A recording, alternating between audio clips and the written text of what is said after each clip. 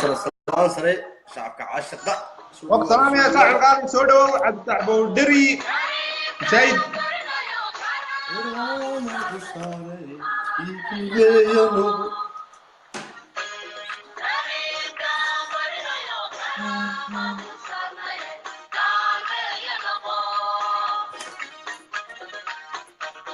عجايب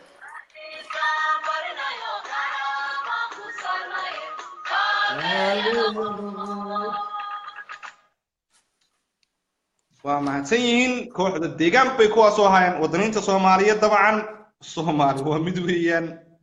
علم كنا مدويان دل كنا مدويان دت كي كنا مدويان وحن ربع برنامج إن شاء الله تعالى عبد الفتاح بودري بس سؤالها طبعا إنه هي وحنا كل كوي رب العبيا يظن إنها لبورنا يرجعوا أبوانا مت الصومالية بريهن دبوا واحد مودا سيدي ويري الله الرحمن كهون حريستين waayo suugaantu runtii hadda qofka dama maskaxdiisa iyo aqligiisu fayo yahay way ku soo duxdaa suugaantu waxa weeyaan waa hadalkii oo lagu sheegay si suugaanaysan muxuu yiri ninkii gaariye loo oran jiray maxamed xaaji dhamac gaariye allah raxmaanka u naxariisteen markaad hebel qeysaan hebel danqanaya dhamaanteen wada hebel baan nahay waxa ka qaalisan qarannimada iyo dawladnimada marka Cabdi Fataax insha Allah taala waxaan jeclaan lahaa hortaalka waxaan ku hayaa maqaalo fara badan muuqaalaan ku hayaa bal saaxiib barnaamijka caawa waxyaabaha su'aal lahayd baan jeclaan lahaa inay barnaamijka hore isaga galno bismillaahir rahmaanir rahiim wa salaamatu dhamaan shacabka Soomaaliyeed meel kastoo joogtaan eegay barnaamijka inoo sheer garayo gaarsiiya dhamaan ummadda Soomaaliyeed inta sabaha jecel iyo kuwa bukaan socodkaan waxa laga yaabaa waqtigooda Ilaahay caafimaad ku siiyo saaxiib caawa waxaan rabaa inaan ku weydiiyo waniyo how كل سنة لو بدو جاي عاصمة أما مرحلة الدلك الصومالي ما تكتير الطحالب يد سنة إنه نهايته واللوجي لكن واحد شراء وحياله عن شخصي أما غير أما قويس أما ممكن يسوي وضر أما مفرد أما جمع عن لوية لكن صفة عام وضد عام بس وسيتشن رالك ببني بصح عالمك dalka caasimad waxyaalo badan baa dadka dhaxay marka su'aalaha waxaan ku weydiinaya waxaan ka baqayaa calankana in la sheegto calanka buluuga ah in la sheegto oo qof yiraahdo ama wada tiraahdo annaga marka waxaan rabaa inaan ku weydiiyo waa maxay macnaha caasimad maxay kaga duwan tahay magaalooyinka kale caasimad ama degmooyinka kale maxay kaga duwan tahay caasimadu maxay tahay caasimad سيدي بالضبط كلمة سندونية بالعاونة يضو تفترات شعبك أنا شعبك بعد نسوق بس وهم حي عاصمة دورت بسم الله الرحمن الرحيم الحمد لله رب العالمين هذه أطباء ما صنت هاي هذه جيد دمان بشدة الصومالية ده كان نقد دعوان دون تبع وحوية كوا كان نقد دعوان يكوي ميلها كلاب نقد دعوان دون إن شاء الله تعالى وسؤال هذه أدو نكسن ورتصدى أدو بعد عرفت كل شيء تي دل مركل اللي هي دل كواحد سكينة dunidu dhowr wax bay isticmaashaa oo sharci islaamiga bay isticmaalaan ama waxaan ay ugu yeedhaan democracy wax noocaas ah ama military rule dadka wuxuun baa isku hayo isku keena ummadda Soomaaliyeed maanta waxa isku hayo isku keenay waxa weeyaan oo Muqdishona ay caasimada ku tahay dawladnimadana madaxweyne farmaajo lagu doortay ra'iisul wasaare khayr lagu doortay loogana dambeeyay tahay waxa weeyaan waa dastuurka Soomaaliya u yaala dawladnimaduna ma aha hal shakhsi ma aha madaxweynaha kuma koobna ra'iisul wasaaraha dawladnimadu waxa weeyaan وصار هرب وشجع ودلت وسؤال هذا ونص نقول دونا ودلت أدمه كمرمي واي أو برشة أوردم وده حرسان سو وانا تيجي نقدونتي إيه إنه وده حرسان أنا ما أنت نقدونتي بحرونتيجا أينو وده نهاي وحي نقدمينا وإن إن شاء الله تعالى وإن كود الدرسنا هذا نهاي برشة سوماليات وحي نقدمي بدر كنوا يسكتشري قبيلات قرن يو تدعم مسكحه ذو مركا كيف فكرين دان تعامك هو عمي كمان مقدشة ومرك وجر تبع قف كيف فكرية دان شخصية أما دان قبيل بعد دلكي سوماليا دمية سوماليا وحي عاد برشة وحي ربا بلنا حسوسيين بدن وكل حدونا إن شاء الله تعالى هذا الكينو دول آني أفريقيا قاعدين وين كمان يوروبيان كحتى قار آني كسور تقلين الرماها قار آن يوروبيان كسور تقلين إيشيا دنيا كوبادية طلباتها أيها سوماليا مدة دولة نمو ترتيك كسور تقلين أو آهين وحبرشة بلا شهيد caafimaadku bilaash ahaa caasimadda aan cid gaara sheegan jirin inaan qabiil loo kala fadhiyin in magaalooyinka la wada deganaa caasimadda iyo gobolladaba oo dadka Soomaaliyeed ahaayeen uliya diirkeed oo xitaa qabiilkan maanta la isu sheeganayaa uu yaraa oo aan jirin waxaas oo dhan Hadraawi baa wuxuu ku soo koobay maanso uu lahaa oo kale aanu hadee jeer nuxurkaan kala baxaa maansooyinka iyo gabayada maanso dhaahay dabahuwan ayaa wuxuu yidhi wixii dumay bay lahayd wixii dumayna wuxuu ahaa dawladnimadii haddaan walaal soo noqdo su'aashaada aad weydiisay waa maxay caasimaddu maxay se kaga duwan tahay magaalooyinka kale horta caasimaddu waxa weeyaan waa magaalo dadka u dhaxaysa ma aha meel cid gaara sheegan karto mana aha meel cid gaara ay leedahay caasimaddu sidoo kale caasimadda waxa ku yaala safaaradaha wasaaradaha markaan leeyahay wasaaradaha dabcan way ku oli karaan xarumo branch gobollada way ku oli karaan laakiin headquarterka ama xarumaha wasaaraduhu ugu muhiimsan ama xarumaha wasaaraduhu waxay ku yaalaan caasimaddu ma aha meel cid gaara ay leedahay tusaale sidii Addis Ababa oo kale cid gaara ma sheegan karto waa caasimadda Itoobiya wayna ognahay inta qowmiyadood ee ay ka kooban yihiin waxay ka kooban yihiin qowmiyado fara badan luqado fara badan bay ku hadlaan waxa la ilaa dhowr iyo 70 meel lagu qiyaasaa meelo noocaas bay ku hadlaan caasimadoodu waa Addis Ababa markaynu Yurubiyaankan iyo waxaan bay iska deeyno tusaalahan Nairobi oo kale waa caasimadda dadka Kenyaanka waa Kikuyu waa Allahu musta'an waa Turkana waa Masaida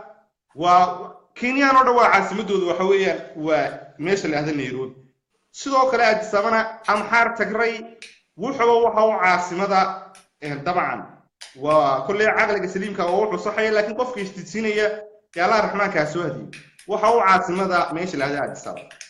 sidoo kale London ama Paris oo kale London waa caasimada UK ويجوا ethnic groups waxa la hada weylay oo dabcan oo deegaan ku salaysan oo gobolaysi waxa lagu oranayaa prime ministerkii reere wax noocaas wuxuu ka soo jeeday gobolka noocaas prime ministerka kale ee ama waadan af Soomaaliyeed ra'iisul wasaare wuxuu ka soo jeeday gobolka wasiir hebel gobolkaas ka soo jeeda madaxweyne gobolkaas ka soo jeeda laakiin waxa jira wax dadka ka wada dhaxeeya oo aan la kala sheegan karin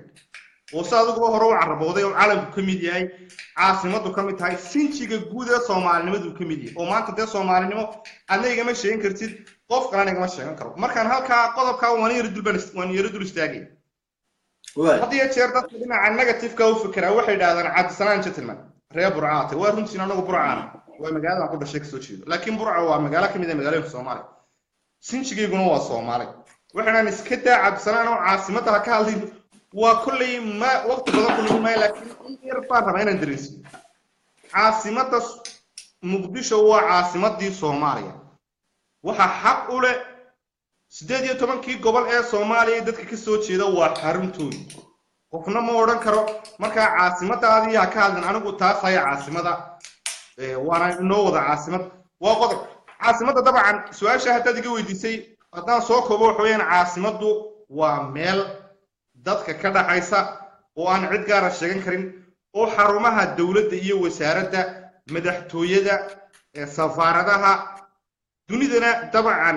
dunida oo dhan xitaa marka inka weeda la eegayo waxa la weeda forecast tusaale ahaan marka Soomaaliya la qiimeynayo cimilada Soomaaliya lama soo qaadanayo boosaasaad ka soo jeeda Cabditaax waxa rabaa dadka inay faahsiin magaalada dhalatay deegaanada rasmiga uga soo jeeda Soomaaliya nabadka Soomaaliya Burcaan la soo qaadan maayo laakiin international news wuxuu soo qaadanaya waa Muqdisho waa madaxii Soomaalida halkaas ayaa cabirka laga qaadanaya Soomaaliya cimiladeeda nolosheeda xitaa marka ummadda Soomaaliyeed nolosheeda la cabirayo iyo deegaankeeda waxa la oranayaa caasimadda Muqdisho dabcan waana meesha population ugu badan ee Soomaaliya ay maanta iyo markii hore iyo hadda iyo ilaa dabcan xilligii dawladnimadii ay ku noolaayeen وهذان سؤال هذا ولا السوق هو هذا بدو ما صنت والله صنت هذه البقية ما عليا وحن ربا إن الفيديو وحن لما شعب الصومالي وده دقيقتين من سياسة وهالشيء وسير هراها وحلبان صومري ولقصوا دورتك جوال كمدوك أما معمول جوالات كجل مدوك ولقوا بيعملوا عبد الرحمن عبد الشكور oo ku dhawaaqay oo yidhi intii aan anigu caasimadda dadka ku dulmi lahaa ayaa anigii oo marti leeyahay lay dulminayaa oo anigii caasimadda lahaa ee martida lay ahaa ayaa sharci wax ku doonayo kuwii martida ii ahaa macnaa kuwii martida ahaa bimacnaa dowladdii aniga martida ii ahayd ama soomaali weyntii aniga martida ii ahayd ama madaxweynihii iyo ra-iisul wasaarihii aniga martida ii ahaa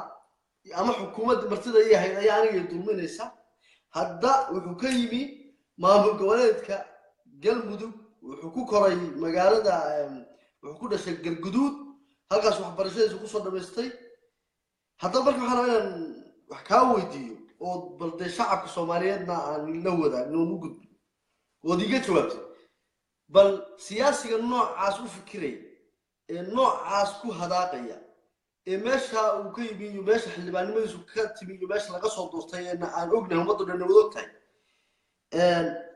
ficilka noocaas oo kale markuu dhaco maxaad u malaynaysaa yani dowladnimadii iyo qarannimadii iyo caasimadii dalka dhaawac intee leeg ayay gaarsiin karaan ummadda soomaaliyeed dhib intee leeg ayay gaarsiin karaan dadka nooca u fikiray adigoo mahadsan aad iyo aad baad u mahadsan tahay unfortunately horta nasiib darro waa wax aad iyo aad looga xumaado in nin siyaasi ah oo weliba han yeeshay horena isku dayay inuu dalka hogaamiya uu maanta sidaa u hadlo intaan hortaba su-aashaada u daadegin waxaan jeclaan lahaa in aan dadka dabcan bal horta xasuusiyo intii aan barnaamijyada hore la soconin waayo waxa wanaagsan horta inaan dadka qofkani kumuu yahay aanu barno waxa isweydiin mudan waa kuma cabdiraxmaan cabdishakuur ninka le cabdiraxmaan cabdishakuur warsame waxaan jeclaan lahaa bal dadka inaan xoogaa sharaacada aan ka bixiyo qofku yahay cabdiraxmaan cabdishakuur warsame wuxuu ahaa wasiirkii iskaashiga iyo caalamiga iyo xukuumaddii ayuu ahaa wasiirkii iskaashiga iyo dabcan caalamiga ee xukuumaddii madaxweynihii ka horreeyey xasan sheekh wasiirkii qorsheynta inuu ahaa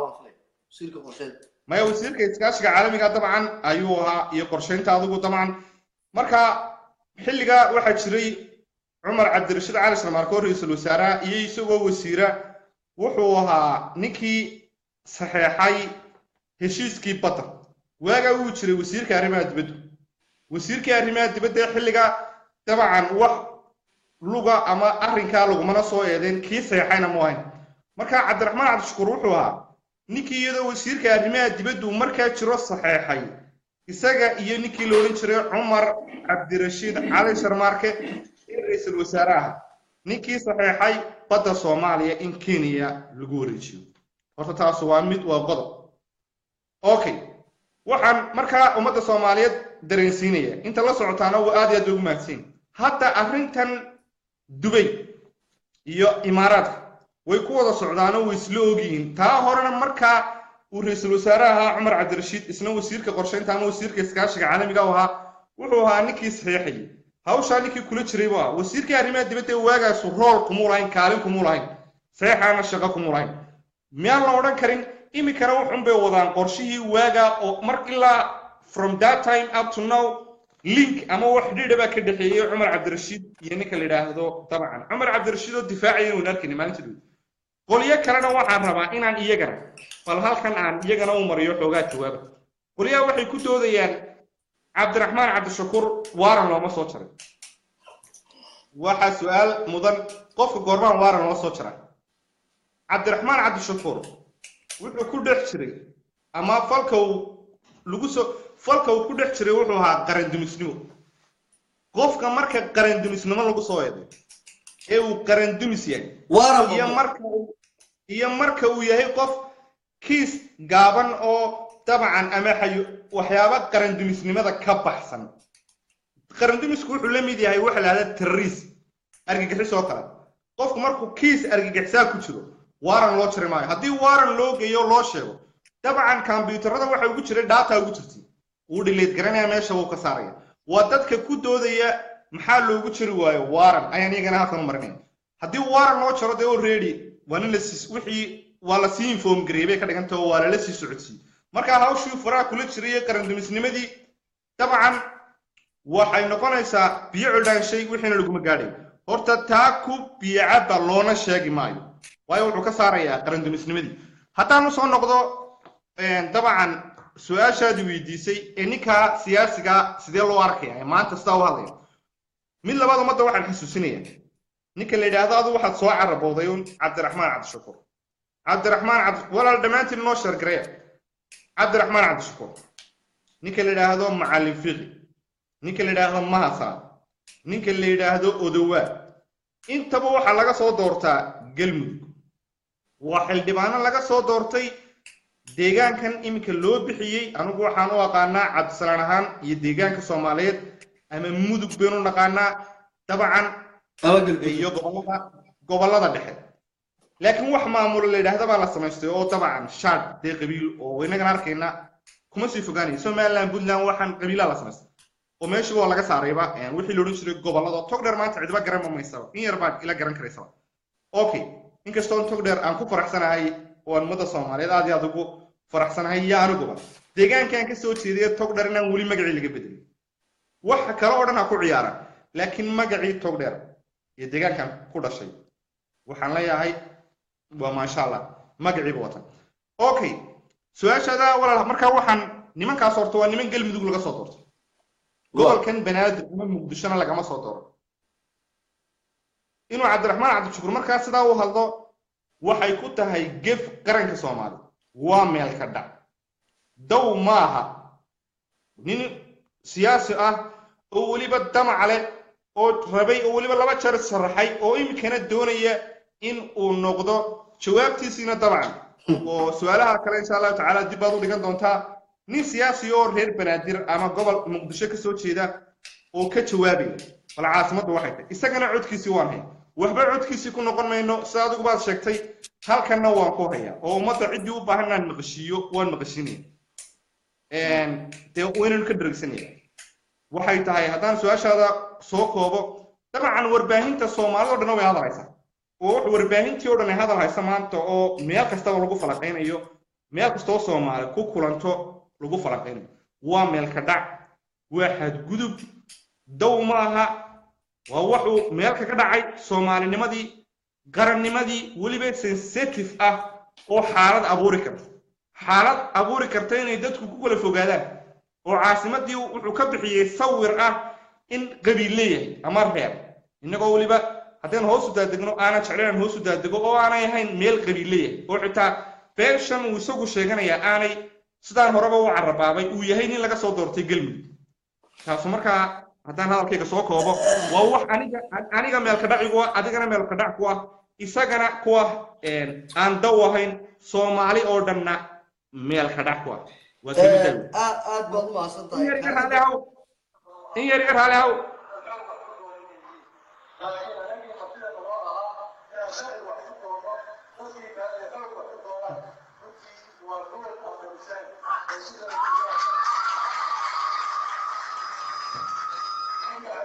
waa markuu ereyga lahaa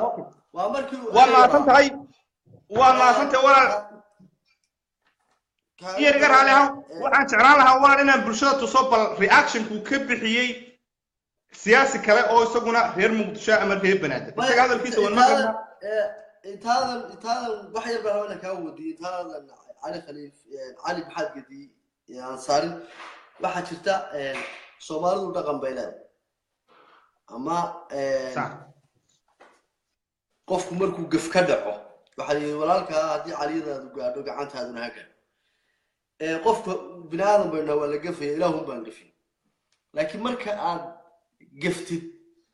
eed khalad ku dhacday markaad khaladka ka soo noqotid oo taa waraano waan khaldamay qof aaraysan baan ahaa ara iga keentay kelmad aan xaq ugu leeyahay inaan idhaahdana ma ahayn dadka Soomaaliyeedna inaan xanafta iyo qurunka galiya khalad bay wahay wax kasto leeyagu sameeyay ama wax kasto dambi oo aan galay dambiga maanta aan shacabka Soomaaliyeed ka galay ayaa ka weyn oo raali gelin ka bixiyo oo xaalmana ka bixiyo gob bay caadadeed tahay laakiin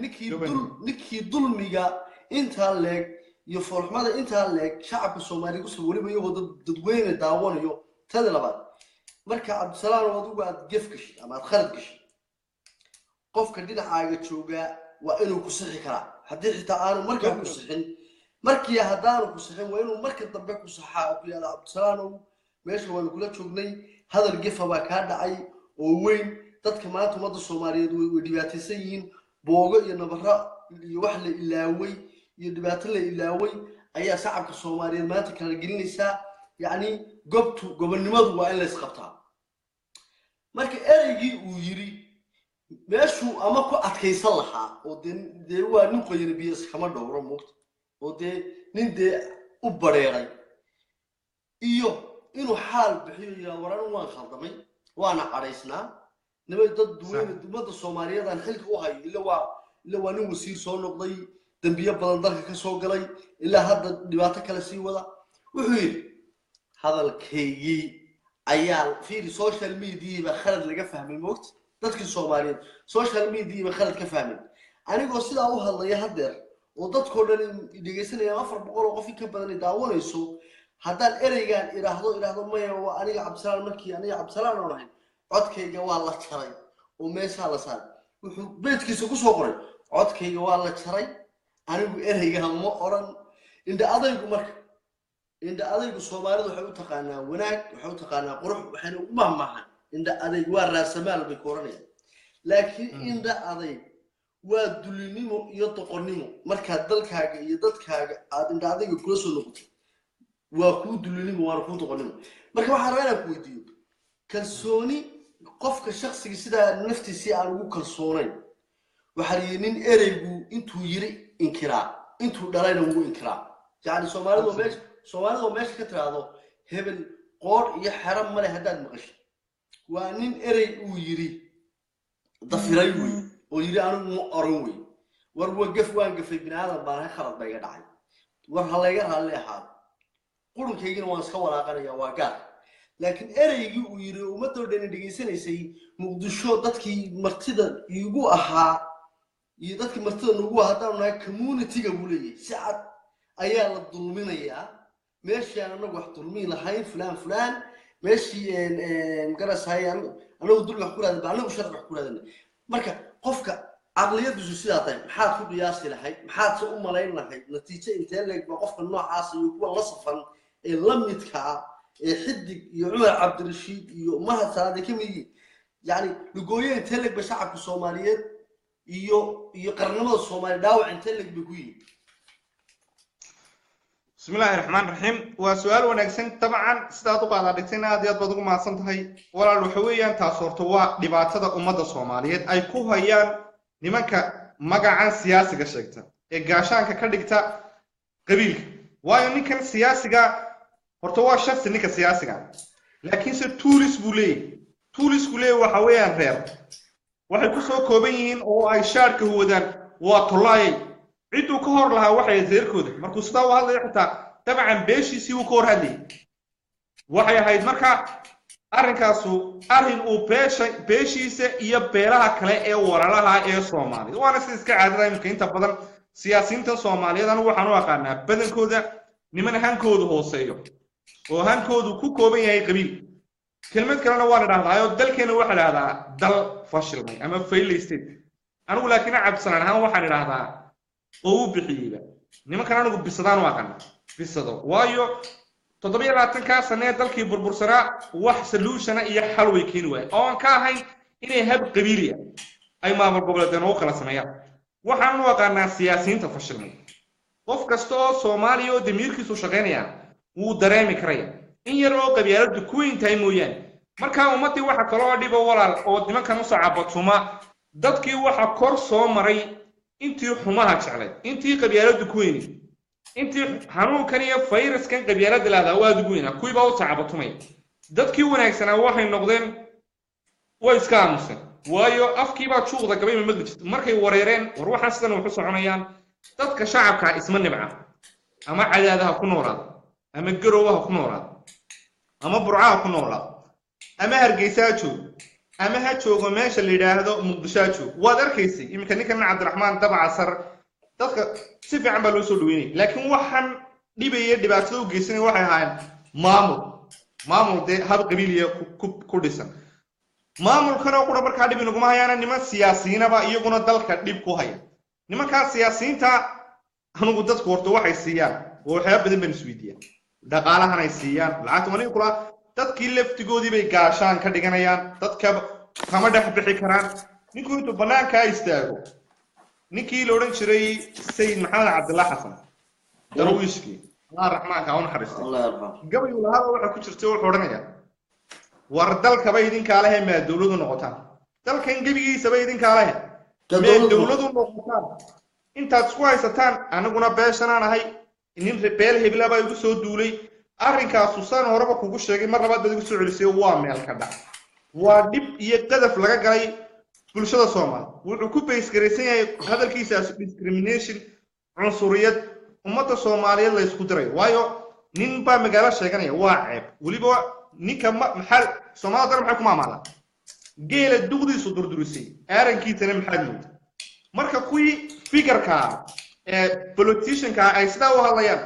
dadkii shacabka ahna maxaad u malanaysaa dadkii shacabka caadiga ah maxay ku hadlayaan waa ninkani ma aha qof caadi oo normal waa siyaasi aan yaraan dhameeyo siyaasigu waxa la doonayaa role model leader baa laga doonaya positionkii leadernimada maanta hoos buu iska mariyay afar intuu isku soo koobay beeshiisa waynu arkin inagu beelmeena bixin ilaahayna quraankiisa muxuu ku yiri inna jacalnaakum shucuuban wa qabaa'ila lita'aarafu wa dabcan waa la isku garto qabiilada xunay qabiilku ma xuma aftaa inagu waa Soomaalima isku keentay qadiyad la isku keentay qabiilku wuu ku kala duwan laakiin qabiilad bayna ku wada socon dabcan marka waan tooshkana lagu yifiyaa ummadana dib u geysanay kuwan ka barbar hadlay laftigoodu saad uga sheegtay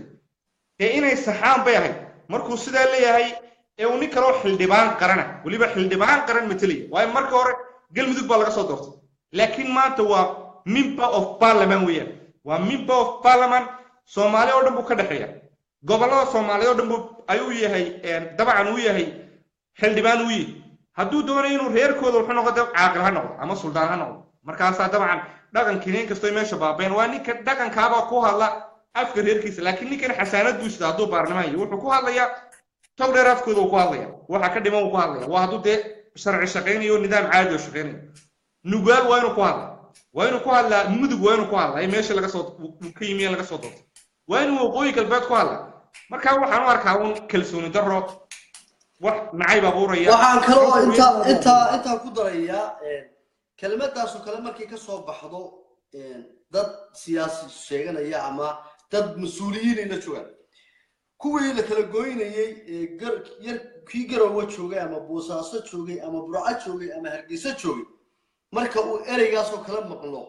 وأركم مضلن وقرعس فرديدو أضيان يعقال يهوين يدليل عد كسفرديد إرجال لين حلي عبسانو بالقياس ويلك هرجيسة شوقة فوقاشة تلك بسي فوقانيا كان جروا شوقة يبوساسو إن تلك بسي دوكيا نعيبك إمس إلك أيو جارية مركا معلومة البدك تدخل صور دعوه من الهبلة أنا قاله عاصمة الهبلة أنا قاله السيدة أنا قاله قف اللي ما مركا وحو آمنية أما دليلة الصومالية سي أوغانيسا أما سي آمنيسا كلا فوقان شو عندي بلس وقصوا النقرين يفور حمو وحنا وهيرين يا كوا مامور جبناء هيستا كوا مالدرين تا كوا شعب الصوماليين كلا جوينيا أي كلمة دا سهيل ونقرس مركا أنا وحنا أراكلا عبد الرحمن عبد الشكور قرن دمسلمة دي سمعها متكو كوبان برلمان صوماليا ومد إسك أمة الصوماليات ودن ميرك استيجوبتو ومد دباتكو هيسا ومد وربو أنا حنوف ليا نكمل محصول دري مركي ويرتهاي حبشبا marka u yartahay fikirka xabashidu wata oo wuxuu ummadda Soomaaliyeed u kala gooyay laano kelmadda markuu Muqdisho ka dhaxeeyay isagoo mas'uul soo maray oo mas'uul sheeganay oo mucaarad dawladeed sheeganay in uu garawo iyo Puntland gooyo Somaliland meeshii maanta joogto meel ka fog tagto ummadani kala dhowdo way u jeedo oo la kala quusto way marka waxaan u arkay fikir xabashiyeed inuu wato iyo cadow inuu dalkan iyo dadkan ku yimi oo sida aniga ila muuqato وحقيقة لأنه كل ما تقول يا عيد كستا أيها سيف وجانس عيد كستا وحندريم يا رب وصاصا كيمي جروا بطلع ما كيمي حندريم يا وليس بدن إلى شعب الصومالية وليس بدن عبد الفارق يعيدك يسارنا إلى ما تكدوا قادش كلمة دس صوتها عاسيد عادة وهالشيء يعني عبد الفارق اللي واخد عالمينتا wuxuu dhigi jiray muqdisho waa oranaysaa muqdisho haday oranaysa iyadoo oranaysa yani ninka daalinka ay xabashada u shaqeeya ayuu kelmadan cabdiraxmaan cabdishakuur yimi deegaanka puntland bay dhibaato ku tahay deegaanka somaliland bay dhibaato ku tahay deegaanka soomaaliyada oo dhan bay dhibaato ku tahay ummadda soomaaliyada oo dhan bay xaraf ku tahay oo xanuun ku tahay wuxuuna u hiilinayaa kuwa xabashada u shaqeeya ee cabdiwali gaas iyo cumar cabdirashiid iyo xaaf iyo muuse biixi iyo inta la midka iyo axmed madoobe ayuu siinaya baawur siinaya sababtoo hadhow qabyaaladii baa lagu sheegay waa arkaysaan baa leeyahay muqdisho sidii u hadleen nimankii reer qasax inay dalkii caasimadii ba sheegteen maxaa haray nin kasta marka wuxuu oranayaa hargeysa caasimadii garowe caasimadii kismaayo caasimadii heer waxaa la gaarayaa maalinta dambe caalamkana reer sheegto marka anu waxaan qabaa ninkaas qarandumanimadiisu inay banaanka taagan tahay una baahan tahay in maxkamad caalami ummadda soomaaliyeed u jeedo maalin cad in muqdisho bartankeeda maxkamad lagu soo saaray isaga iyo kuwa la socda dhammaantood wada qaranduniska wasidaasay ila muuqataanay okay dabcan aniguna kaama fogay kaaga mid u dhow baan qabaa dabcan su-aashaaduna waxay ahayd maxaad dareemaysa intaan looba gaadhinba dabcan dadka waqooyi fikirkan horta ma wada qabaan shacabka iyo sigaasiguna waa kala laba anigoo cabdisanaan oo furcaa gobolkaa tugdheer ka soo jeeda say doonaanba dabcan ha u arkan anigu maxaan dareemaya markuu dhahdo cabdiraxmaan cabdishakuur dadkii martida noo ah adigu iiba dambeeba haddaad doonto haba ii dambaynayn dee waynu wada simanaya dhaawac bay u tahay waxay igu noqonaysaa dhismoor laakiin waa waxaan ka filayay anigu kolley cabdisanaan ahaan dee in badan baan soomaalida siyaasiyiintooda saa u eegayay magacyaan u kala bixiyey kuwa waqooyi waxaan dhahdaa siyaasiyiinta codfuriga kuwan koonfur ee dowladnimada hortaagana waxaan dhahdaa siyaasiga danaystaha waayo siyaasiga danaystaha waxa weeyaan waa cadiyo ku cunay ama ku ciideeyey marka barnaamijyadii waxaan igu kalifayba waxay ahayd inaan maqaalo qoro inaan marka dambe lifekan soo galo waa siyaasiga cunsuriga iyo siyaasiga danaystaha waa caadadood waayo qofkan waxaad ka filinaysid cabdifataaxo waxaan kaa filayo haddaan iminka kaa maqlo dee kula yaabi maayo laakiin dadka wax magaratada ee igala soo jeeda gobollada waqooyi ama togdheer ama waqooyi galbeed markay maqlaan nin reer gansaxa oo beesha ka soo jeeda oo sheeganaya caasimadii waxay odhanayaan dee caasimado ma jirtee annaguna hargeysaanu sheeganaynaa iyo burcaanu sheeganaynaa waaba lasii kala fogaanayaan waanan kugu soo celiyo walaalo dabcan waxaan ku dhawr waxaan discrimination iyo wax dadka lagu kala fogeynayo weeyaan kelmadda siyaasigu la mid maaha kelmadda qofka normalka ee uu caadiga ku hadlo anigay i dhibtay way dhibaato ii geysatay bal iska daaba qof kale oo dabcan populationkana weliba anigu waayo aragoo arki karayoo dareemaya inaanay ahayn nimankaasu niman afkii soomaalinimada ku hadlaya afkii muqdisho ku hadlaya oo weliba yahay nin galmudug laga soo doortay oo ku degdegay dabcan oo aan anigu ninna xabdiisa siinayn madaxweynaha maanta uu leeyahay farmaajo muqdisho ku dhashay laakiin isagu hayb buu ka wadaayo waxa laga yaabaa haybtu inay galgaduud iyo gedow ka soo jeedo sidaan la soconona madaxweyne farmaajo marka taariikhdiisa la baadho dee isagaaba ku dhashay waa filayaaba magaalada caasimadda ee muqdisho halkaasaanu kusoo barbaaray lahjadu ku hadlaya waad arkaysaa tii geday inaanu ku hadlaynin marka dabcan waa nin dee maradu ka dhacday oo ciiboobay laakiin waa inaanu kala dagaalanaa dadka wixii sii faafinaya hadalkii sii faafinaya sidoo kale in yar caasimadaad walaal su-aashaad iga weydiisay baan haddana mar labaad intaanan dadka u soo jeedin siyaasi maxamed cali geedi bal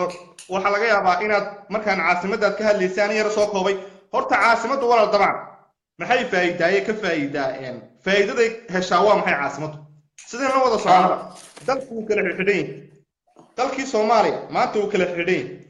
caasimadda dhaqaalo fara badan baa ku dhacaya shaqaalaha ugu badan dadka deegaanka caasimadda degan baa helaya taasuna waxa weeyaan waa advantage iyo faa'iido ay ka helayaan ganacsigii tusaale ahaan iminka dhakhtarkan airportkii waxaan leeyahay military basekii la dhisay waxa ku baxday 50 milyan baa ku baxay 50 milyan wuxuu dib u galay caasimadda muqdisho iyo dadka ku nool iyo deegaanku dib u galay okay markii la dhisayay Digfair Hospital oo imikana loo bixiyay la yiraahdo hadda lagu magacaabo Ortukan madaxweynaha muslimka oo dhan anigu madaxweynaha muslimka baan u aqaanaa ninka la yiraahdo Tayyip Ortukan ee madaxweynaha Turkiga dabcan lacag badan baa ku baxday dhaqaalaha ugu badan halkaas soo galay mashruucyada ugu badan iyo kontaraagyada ugu badan halkaasay galayaan waxa ka faa'iideeyay dadka deegaanka waa dadka ka didinayaan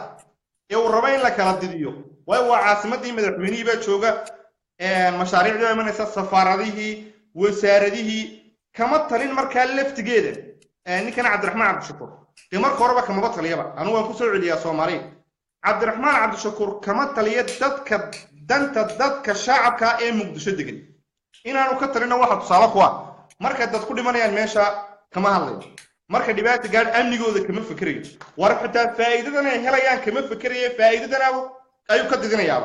waayo shaqaalaha ugu badan waxa laga qorayaa haday safaarad tahay haday company tahay haday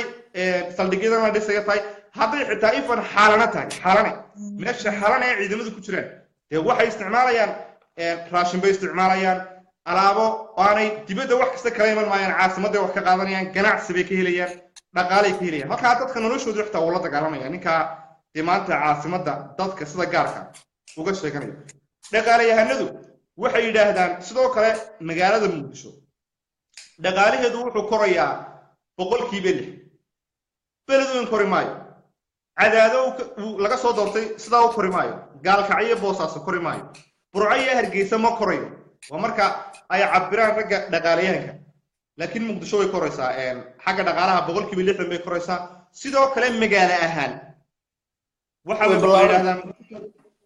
magaalo ahaan koritaanka magaalada waxa la yiraahdaa Muqdisho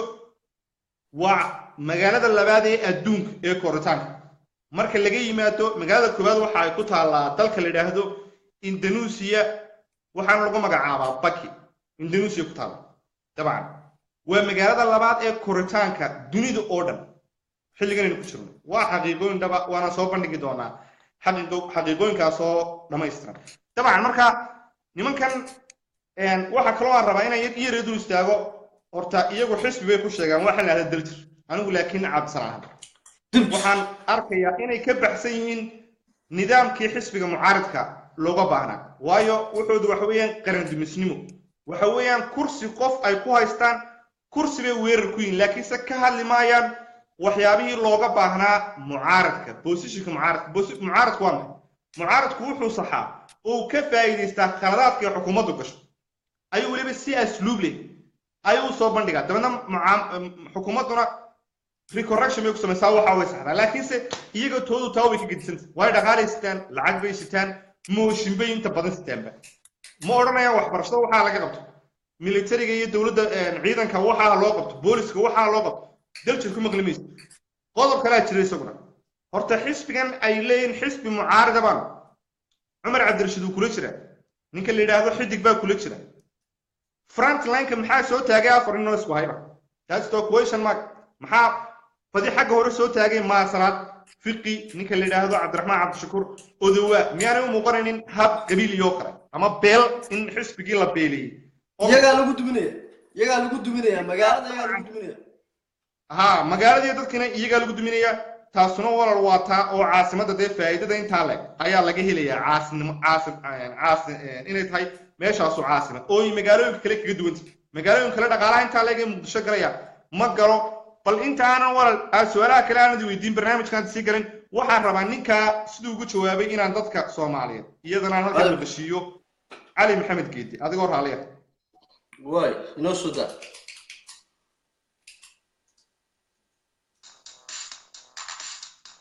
يا عليها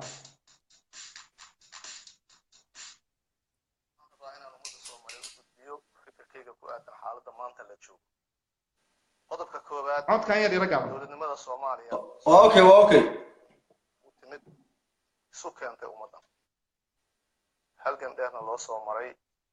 geesiyaal dhalinyarahuna ay gobonimadii dhaliyeen dhiig badanna u daatay xoolo badan u baxeen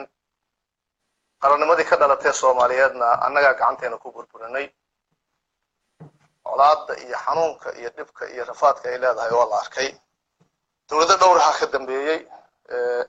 oo aan rajeynaya inay dowladdii afraad tahay dowladda uu hogaaminayo madaxweyne Maxamed Cabdullaahi Farmaajo oo hoggaanka qabata waxaan isleeyahay marka dowladdii dhalataba inay meel gaarsiiso ummadda Soomaaliyeed waa hadafka loo doortay maanta midda jirta waxaan isleeyahay waa guul ummadda Soomaaliyeed u soo hoyatay sababtoo ah waxay ku dadaashay inay ka sii amba qaado meeshii ugu timid hogaamiye kasta iyo dawlad kastana waxaa laga rabaa meesha ugu yimid ama meeshii dawladdaas ugu timid meel ka wanaagsan in ummadda gaarsiiso hadafkaas isaga ah marka waa mid yeesha ma dhibcaan ah bulshada Soomaaliyeed meel kasta ay joogtana ay u hanqal taagayso oo ay taageerayso oo ilaashanayso waxaan arkaa ka siyaasi ahaan in dawladdan cabdi fataax walaal adigoo raaliya waxaad naga baktisaa adiga waxbaa ka agsan qadhaya okay ما وعاد ملاوة. عاد عاد وسيدة haye urdunka ah lagu bilaabay markii la dhisaba khilaafooyin iyo in loo dhigo qodxa iyo masaamiir si ay hor ugu socon nasiib darro ayaan u arkaa arrintaas iyada ah waxaan kula talinayaa ummadda Soomaaliyeed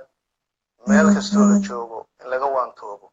in ummadda dib loogu celiyo meeshii laga keenay dhibaatadii ay soo martay ee gaamustay dawladda mucaarad ma diido mucaarad waxbuu saxaa mucaarad lama rabo inuu wax burburiyo inuu wax saxa la doonayaa waa dhaliilo ayay yeelan kartaa dawladdu maamulku dhaliilo yeelan karaa waa la tilmaami karaa waxa la doonayaa in la saxo sidaas daraadeed waxa ay afka ajnabiga lagu yiraahdo constructive opposition lama diidana hase yeeshee haddii wax burburin arrintu noqoto ummadda Soomaaliyeedna damo ma aha caalamkuna naga aqbali maayo sidaas daraadeed waa lala wada socdaa guulaha hadda aan aragno iyo kuwa soo socda caalamka aad arkaysaan danaha Soomaaliya ee ka shaqeynaya ee maal gelinaya ee aad aragtaan dalka xoreyntiisa doorka laga ciyaarayo aad aragtaan in hadda hay'adaha maaliyadda caalamka sida bankiga adduunka iyo IMF-tu ay Soomaaliya maamulkeeda maaliyad u amaaneen una taageerayaan oo sida aan la socono wararka ku helayno la doonayo in deymankii laga cafiyo sidaas daraadeedna ay ku xigi doonto in lacagtii shilinkii Soomaaliya qaranka la sameeyo guulaha laga raadinayo in laga gaaro xagga difaaca dalka iyo xoreynta oo lala tacaalayo nabadiidka qaran ahaan iyo ciidamada AMISOM iyo caalamka oo dhan oo noo heelan tallaabooyinkaas muhiimka ah ee hore loo qaadayo cidii isku dayaysa inay jilaafto cidii isku dayaysa inay guulahaas ummadda ay ka curyaamiso waxaan ugu baaqayaa ugana digayaa inay ka waantowdo mucaarado lama diidana laakiin mucaaradku siyaasiyiin baa samaynaysa siyaasiyiin kala duwan oo afkaar kala duwan inay wadato ay suurtagal tahay ha yeeshee mid kastaa uu damac ayuu ka leeyahay inuu dalka maalin inta u tartamo hoggaanka u qabto hadduu doonayo inuu inta dalka u tartamo hogaamiyo wuxuu jeclaan lahaa in loo sacbiyo in la taageero in lala shaqeeyo in la garab galo sidoo ku gaari karaa hadafkaas marka haddii isagu doonayo dawladda dhisan ee madaxda hadda jirta inuu jilaafo oo lugta qabto oo ayna talaab qaadin ummadda Soomaaliyeed xataa u dulqaadamayso ka oday ahaan Soomaaliyeed ka siyaasi ahaan ka aqoon-yahan ahaan waayo ariga waxaan ka digayaa arrimahaas oo kale inay arrimaha Soomaaliyeed ay curyaamiyaan qodobka kale aan rabo inaan taabto oo muhiimka ah waxa weeye caasimadda Soomaaliya berigay caasimad noqotay oo qaran Soomaaliyeed inay gobol u noqoto ilaahay qadaray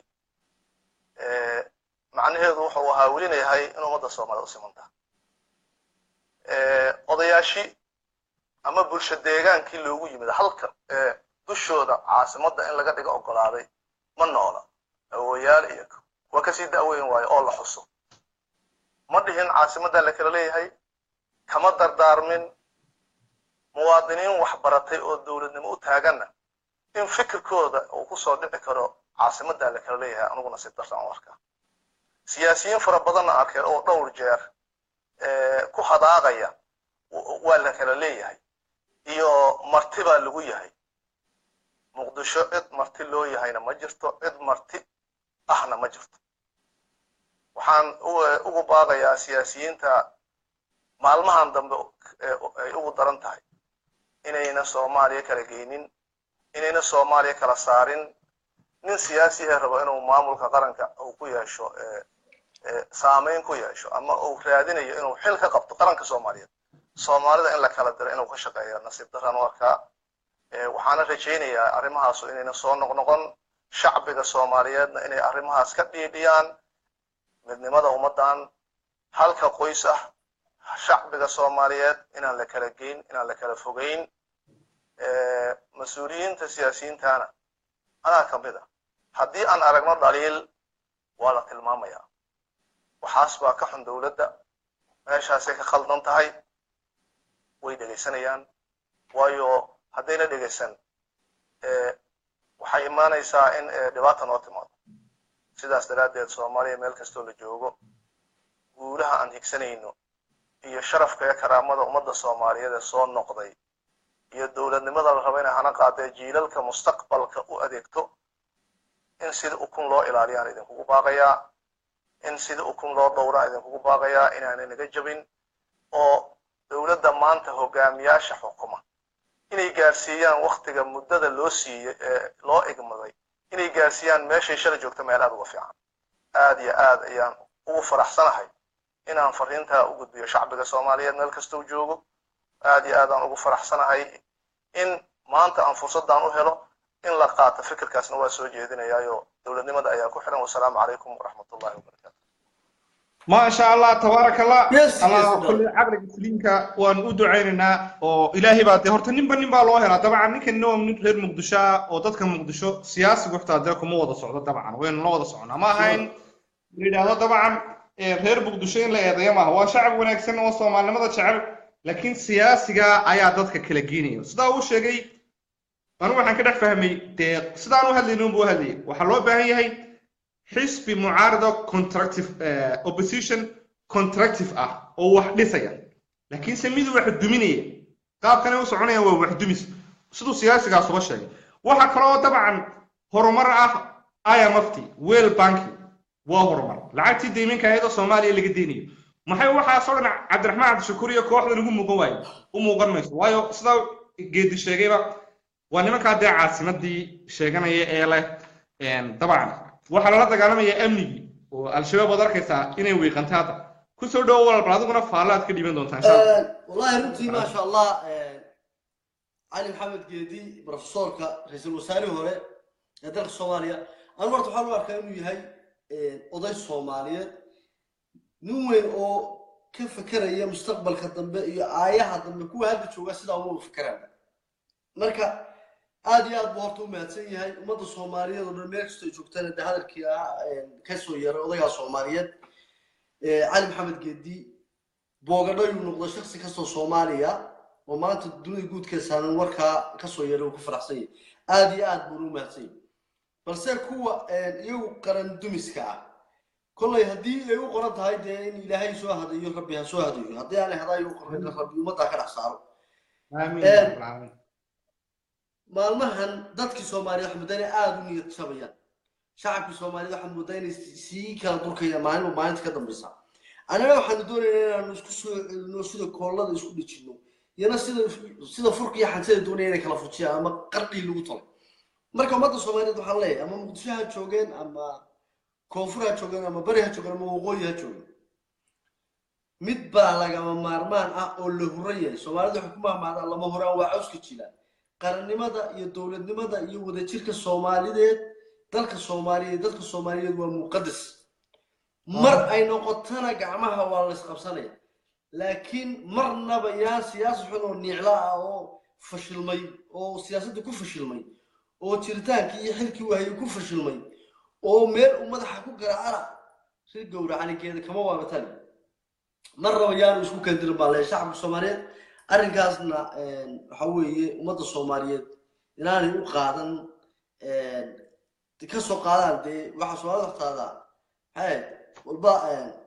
afnool waa hadlaa ila waaciya qof mar hadduu noocaas u hadlo oo shacabka Soomaaliyeed kala dulkooda uu ku hadlaa waxa waxba ahayn baa laga soo qaadaa wax kastana waxa leenahay aqoon-yahanka iyo waxgaradka iyo xuqaasha Soomaaliyeed ee nool ee Soomaalinimada iyo qarannimada ka go'an tahay halagu ilaawaan leeyahay qoliyahan Muqdisho ku dhudhuumanaya maxamed Cabdiwali Khayr Afax ugu horeeyo iyo xidig iyo fiqi laba nin baad ku soo darsamay oo aad hadda u cararaya Xasan Macallin iyo Cabdiwali Khayr Afax liyaado iyagana aan maqlay berri in xasaanada laga qaadayo odayaashii beesha ay kasoo jeedeen galmudug kusoo doortay ay xasaanada ka qaadayaan markii hore iyagu musuqmaasuq usoo baxay oo xasan macalin iyo cabdiweli khayr afrax waxaan kaloo intaa ku darayaa oon hayaa dowladdeena maanta muqdisho saldhigeedu yahay caasimada soomaaliya fadhida inay howlihii ugu badnaa iyo waxqabadkii ugu badnaa iyo shaqooyinkii ugu badnaa ilaa xalay ilaa habeen hore madaxweynaha iyo ra-iisul wasaaraha ay ku wada mashquulsanaayeen guushuna ay soo dhowdeen intaasaan ku darsanayaa warka insha allah aad iyo aad baad u mahadsan tahay waa runtaa walaal ummadda soomaaliyeed horta waxaa niyad jabiya waa runtaa ummadda soomaaliyeed wanaga ku xidhan oo ummadda soomaaliyeed baynu la hadalna inagu dabcan ma niyad jabayno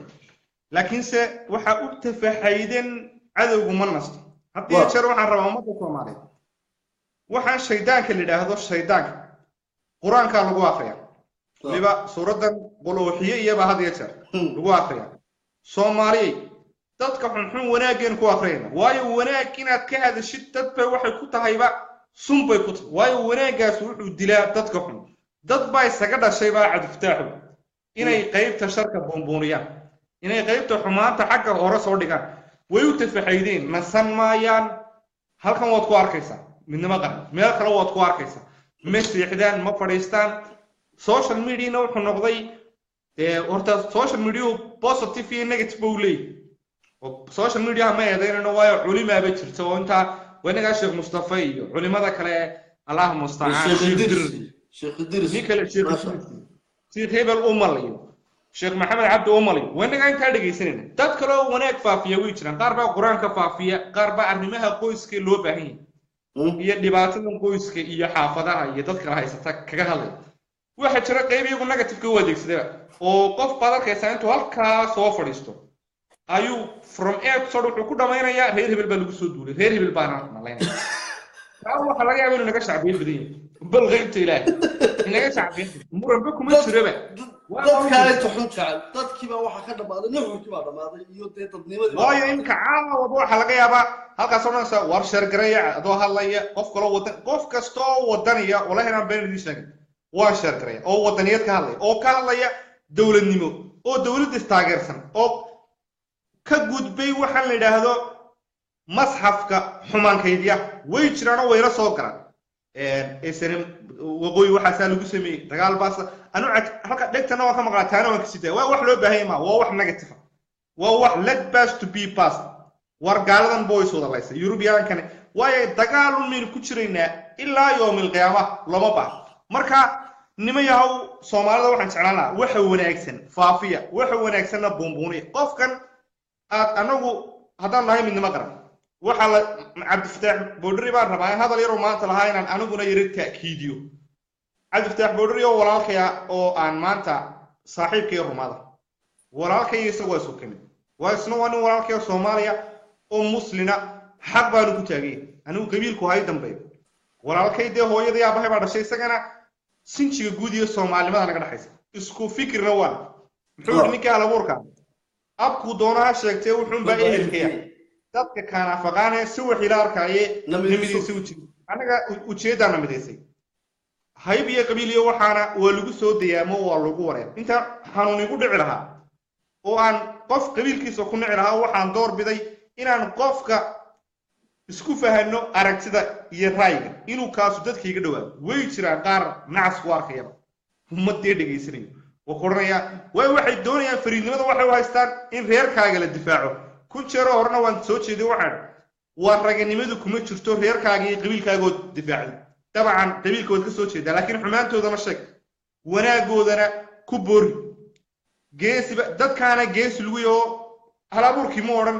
qabiilkaaga gees lagu tog dheer baa gees lagu ma oran burca gees laakiin Soomaali baad gees ku tahay Soomaalina waa population aan aad u badnayn laakiin dhul badan oo bad la haysto iyo badde caadi imka xor oo iyana dush laga haysto oo maxaa rugumaysto degan ka degan mooyaale iyo ka degan Allahu musta'an gaarisa iyo meelaha ka sii sheeyay Nairobi iyo ka maanta lagu dilay la xasuuqay waxaan rabaa in ummadda kala xasuusiyo meeshan oromadu dadkan ay xasuuqayso waa dad Soomaali inta cagafyada lagu soo qaado waan idin soo bandhigi doonaa insha Allah tacaala waxa laga yaabaa haddaan jaanis loo habeen dambe inaanu ka faaloono oo aanu ka hadalno balbaleeti meesha leedahay dadka lagu dilaya waa Soomaali ka dilaya oranka inama kala jecla oran maayo kani burcu ka yimi kani hargeysa ka yimi haddaan meesha ugu martid iyaga wuxuu ku leenayaa sinjiga Soomaalinimo kaas waa walaalkii kan Djibouti laga qaadanayo nimanka dalkan la yiraahdo Djibouti indiriskana dhulkoodii qayb Eritrean baas waxa loo haystaana waxay xuduudii Soomaaliya markay wiiqantay oo qabyaalad iyo qurun ka dhamaan weyn in ay iyadana la qaatay Muqdishona kan jooga Muqdisho dadka ma laha waxweeyaan waa virus iyo xumaan iyo wuxuu wara kalsooni daro waa caasimadii marka Soomaali ninka kala dilay siyaasiga danaystaha iyo siyaasiga cunsurga baa Soomaali kala dilay oo sinjigi Soomaali baabini ciyaar ku dhagaa waxa uu guriday Muqdisho anaga ale bal waaya waba looga carraya okay Muqdisho isaga baa tusaalaha walin yar baan dul istaagay maanta waan nabad alxamdulillah ilaahay nabada hoosi barakay qaraxyadii way naga yaraaday bal Cabdiraxmaan Cabdishakuur markii Soomaali kala dhaqaaqdayba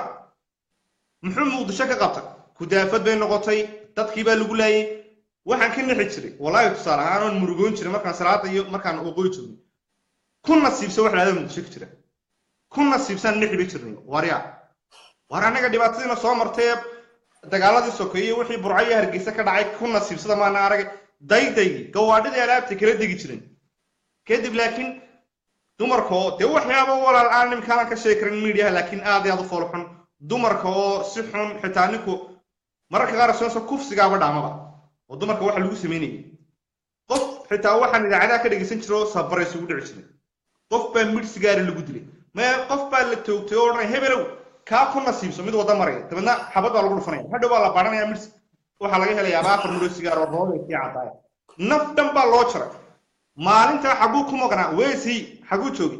Cabdiraxmaan Cabdishakuur xagu joogi maalintii waxaas Muqdisho ka dhacayeen hadduu nin reer Muqdisho u danaynayo uu yahay xagu ku maqnaa markii Muqdisho waxaas ka dhacayeen waxay taas ku tusaysaa inaanu reer Muqdisho naf u hayn xanuun iyo virus iyo cuqdadna waa buray okay Cabdifatax Boodriman pointigiisu soo noqonaya maanta ka hadlay waxa tiri waxay yiraahdaan qoliyahan tuligaaye meelaha ku qaxoontiga ee dawladdiidka waxay ku soo celceliyeen 500 oo qof bay dawladdu qoratay oo social media ka difaac weeyaday meeyaan maxaa loo arki waayay imise qof baad aragtaan imise qof oo virus baad aragtaan oo social media taag oo dawladnimada diidan oo mucaarad negative oo qabyaalad ku hadlaya waan moodin reerkoodu superior oo reeraha kala ka fiican reer kama fiicna Soomaalina way isku soo wareertay reer kastaana way sudilay maxaa warkuy bal hadii aan sheekadaas true tahay oo dhab tahay 500 qof meeyaan dabada loo midnimo qarnay annagoo midnimo qarnay qaran laga xaystay oo annagii baan la kala badhay xitaa walaal baan idin sheegay أنا طول ما قارنه أنا طول ما قارنه شنت بقولك إيش كيان ينيع حيوك جرا وحبك بدل كوا أباني مالي قبيلة درسوا تجمع باشم بقول يتطوب بقول خبر يا ولا كبدنا تدك حماها تعال بعد تدك ونايسن كبدنا واسقي يوم القيامة هو ودي طبعا وآخر سبب أوكي وحنا صار نقرأ هذا الكا أيام آبيا بقول ديرصد محمد الله إلهي وركا وقول ديرصد نكى قبيعة waxaan ku diirsaday sidaa u hadlay Cali Maxamed Kiid طبعا waa raganimo waa geesinimo waxa weeyaan waa wax aan aad iyo aad ugu bogaadinayn waayo qofku bili aadanka Cali Maxamed Kiid laga yaabaa suban siyaasi oo mararka qaar noo khalaad galay laakiin qofka qowlkiisa marka la eegayo iyo xaaladda marka taagan sidoo uga farciliyo iyo go'aan ka qaato go'aan geesinimo leh oo raganimo leh oo qaato Cali Maxamed Kiid anu Cali Maxamed Kiid iyo Cabdiraxmaan Cabdishakuur waa laba noo siyaasiyiin oo Soomaali waxa naga dhaxeeya sinjiga guud ee Soomaaliyeed hada marna way goran doonaan qabyaalad baa ka hadlinaysa ilaa waxa la yiri bari baa nin baa dhabeelay adsaan wixii ugu dambeeyay arkayna bakayru teedna marka baa laga sheekeeyaa marka kishu Allah iyo tuusura bakayla seekay maroodi baa laga sheekeeyaa bakayla seekay New York baa laga hadlaa bakayla seekay ilaa markii ugu dambeysay bakayru ku dhabeelay muuqdo waxay ka fariistay saacad wax ka fariistay reer hebel qabyaalad ba ka hadlays Cali Maxamed Geedi awal la reermay aduguna la reermati haddana wallaahi qaar baalkaa niic والله هذا كويستا عدفتاعو جيسي مقاقحو إني قبيالة عذر تاي ما تمر بالا كسو قرني كل درين باي قهل يا مركان هذا مركان هبل تقيساه هبل تمقرين الله كراميو الله هقوليو هبلا صومالية بقول كيبا وان شيغا سديتن أما شني سديت واي هوين كوي في عين مركورا كو دباتو كودا عيسانا واي هبلا صومالي iyo gabdhaha Soomaali ma kala qaadqaaday ama inaan ha noqoto gashaanta ha noqoto ama maama ha noqoto waa qof dumaro kulli anigu dumar baan leeyahay waa haween gabdhaha Soomaali horta qabyaaladu sida ragga ma badna waa boqolkiiba 85 wadaniin dalkoodana way jeceliin dadnimadoodana way jeceliin raggooda Soomaaliyeedna way jeceliin qaar laakiin waxa jira iyaguna wada horta dalkooda way jeceliin kuwa iyagu waxba ku fogaan maayo gabdhaha Soomaaliyeed mararka qaar la soo hadla galabta ugu dambeysay baa la soo hadlayay wadannada Yurub ay ku noolyiin sawir baa maalin bayga baxa bay dhahdaa waan kugu dawaqrayba waayo maalin Soomaaliland baad ka hadashaa iyo siyaasiyiintooda tan waxa aan kana cadsan saaqu nicbi wallahi inaan been ku sheegay maalin dambe arkan anigoo Cabdiwali Gaas iyo Khalaad iyo Boosaaso wax ka galay kaadin si dhahdan warkana cadsan leeyahay waxa soo diray beeshan madaxweyne Farmaajo nimanka Cabdiwali Gaas iyo beeshoodu nicbi waxana aad ugu sii qosloo kale waxba beer carabaabi maayo waxay kala yiraahdeen midna dumarkaas xitaa kan kale la socday Cabdifataax Boodri labaduba waa reer waqooyi oo lahjadan ay ku hadlayaan waa reer waqooyi oo adiga Boosaasadii waa bay ka kixiyeen markaa iyo boqolkii bariba anay ka soo raacay markaa ka kale u wataan labadaba waxaan ugu soo diray beeshan uu ka soo jeedo tabcan madaxweynaha maanta madaxweyne Maxamed Cabdullaahi Farmaajo ayaa nagu soo diray okay haddana qaar kalaan maalin dambe ka hadalnay xaafo sida war markaan kuba wareernay waxaan diin bixin waa habla Soomaaliyeed oo mala ururi waxay ku jiraan oo Scandinavia ka sii joogan laba nin oo qarannimo eriinaya baan diin bixin bidha waayo ma cid ka baxsanayso madaxweynaha iyo dawladda ay buu weyn waxaan anagu run hada doonaysaan madaxda qaranka ugu jawaab anagu afar nin baan maanta u haysanaa madaxda qaranka waa koow madaxweynaha ra'iisul wasaaraha gudoomiyaha aqalka sare gudoomiyaha baarlamaanka Jawaari Cabdi Xaashi ninka la yiraahdo Farmaajo madaxweynaheena Allah karaameeyo Allah sharfo ra'iisul wasaaraheena sidoo kale Ilaahay karaameeyo Xasan Cali Khayr anu kuwaas uma noqonaa waxaan kale qabiilay wuxuu yiri marka kuwa dib kasta sheegayaan xukuumadda ayaan soo noqon sida xukuumadda idinka ma khalad saxna ku taageeraysan waxaan ku weydaan dhageysan meelaha qaar xukuumadda waxaan halka ka hagaajiyo waan sheegnaa wixii khaldad dhacay waan in dhageysanayno waxay doonayaan marka horta iskoorka uu inaga jabay waayo Cabdifataax Boodri laakiin ogo waa Cabdifataax Boodri waxa ka baqanaa shirkeed maalinta ma qawajido aad ku soo cusubtaa wallahi Boosaaso aan ku dhashay intaas ka doonayeen wallahi beeraha Boosaaso ka soo jeeda way ka doonayeen mood dadka qaar wax ku dawaqaysan warninkan lahjadiisan Cabdifataax Boodri Soomaalidu dhaba isku lahjada horta marka hore baa loo qadan marka walaalaan Ilaahay dadka soo hadiyo oo Soomaalida fahsan anu qabiil duulaad aniga horta sheekadan qabyaalada nimbar boqbeel la isku qaado aniga iguma yuran hadda berigi hore social media ku jiri jireen wacyigelinta riwaayadaha wacyigelinta dhigi jiray maalin jijiga laga tuuri jiray maalin burco maalin la ascaaro mid baa aniga dhinac taagan ku dhaartay wallaahi billahi ninkaas waa nin reer qasaxa oo reer la ascaanooda oo anaaba ninka marka la ascaanooda baan isku arki jiray laakiin cid aan ahay iyo meeshaan ka soo jeedo iyo midna mooga because waa reer qasax oo reer qura oo jifi hoose dee abtiyada ay ugu abtiriyay moogta halkaas su'aagaas ugu arki jiray moogta marka ummadda Soomaaliyeed war dadku waa ehel waa walaalo ama bari joog ama soor joog ama tog dheer joog ama waqooyi galbeed joog ama xamar joog Soomaali waa Soomaali anaguna war sida qoladaas sheegtay weeyaan oo qarannimada meeriin laba nin oo qarannimada sanadnimo qarannimada meel joogta anoo qarannimada sanadnimo waxa ku dhahdad markii faaladii ugu dambeysay lagu soo gabagabeysay waa laba nin oo suufiye bilaadeen oo qarannimada yeerinay qarannimo ka carabtay marka Cabdiwali Gaas baan arkeen kun hargeysa haystaan arkeen beelahan aan shaqo ku lahayn dee way arkayaan maantana beelka maalinba beel baan qabsanayso ummadda Soomaaliyeed niyo lagama garbaxay laakiinse anagu beelaho dhan baan oo nin kasto qabiiliye anaga ka qolaada wuxuu ma ku soo gabagabeynaya wala hadalka waxaan leeyahay ninka Maxamed Geedi wuxuu iftiimiyay waxyaabo fara badan oo wanaagsan ma sha Allah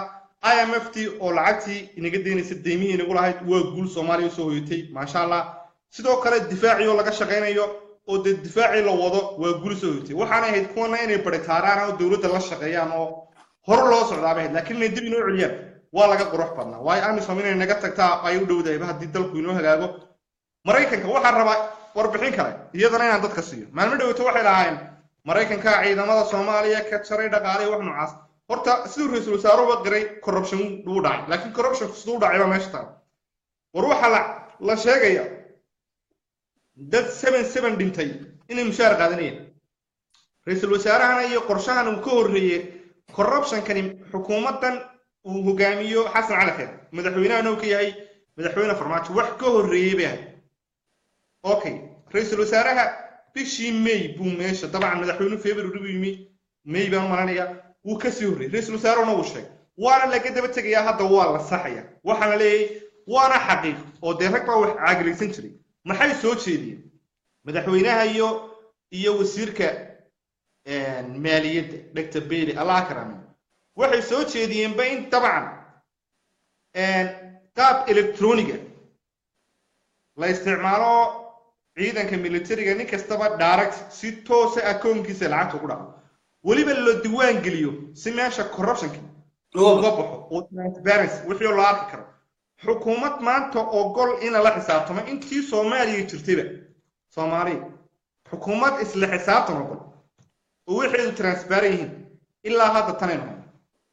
xukuumadan hogaamiye madaxweyne Farmaajo taasuna waa guulaha horta had iyo jeer dadka negative ma arkaan laakiin se ilaaha raxmaanka wax Allah raxmaanka waxaan uga baryaynaa in waxa kale uu iftiimiyay oo aan aad ugu diirsaday hadalka ninka la yiraahdo accident dadku soo deynay clipkii yara علي محمد كيدي عاصمته لو سمي وروتي عقلك سليم كواكا عاصمته ووح لو سمي بعض ما سنت ولا هذا سؤالك راهي سي طبعا على فتح بدري ودويدين كتا ما اديات با صاحب سلاميه انيغنا تشارجركا يدعيا انو دمان كبقيا marka dhamaan wada Soomaali meelka soo joogto aad baan u saameynaa dawladnimada iyo qarannimada hala taageero Absaan Gentleman saaxiibkay walaalkay ugu qaaliya adigana khayr iyo baraka ku rajeynaya waxaan diidayaa waxaan karo waxaan inta ka bixin waxaan aad u salaameynaa aqoonyahanada jaamacka in macalinka weyn dabcan iyo ururka kale ay nagu soo biiri doona iyagana golaha aragtida xorta Faisal Abrona kamida waxa kamida nin kale nuur raado holo jooga waxa kamida Ahmed Laari ninkeeri la yiraahdo isna ka hadla hadii jeer TV-ga soo gala live-ka adiga kamida insha Allah ta'ala hawshan way soconaysaa ducaala kamida oo isaguna dabcan oo aragtida xorta ku jira marka bahda midnimo qaran iyo bahda golaha aragtida xorta iyo barnaamijka aragtida xorta dhamaantiinba aniga iyo walaalka Cabdifaax waxaan kaga tageynaa sidaas iyo fi nabadgelyo. Assalaamu alaykum wa rahmatullahi wa barakatuh.